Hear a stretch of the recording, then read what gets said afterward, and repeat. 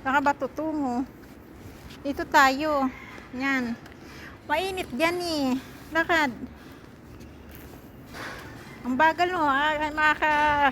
Maliliit tayo niya sa ate mo. Ha? Ganyan lang yung lakad mo.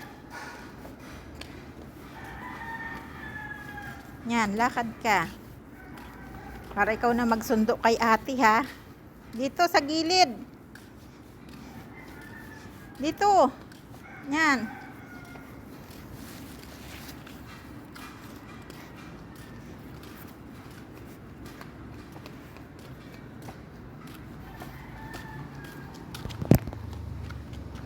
Ngaya muna, mayroong makana mo to.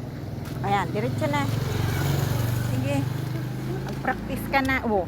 Saan ka dyan? Dito ka. Dito.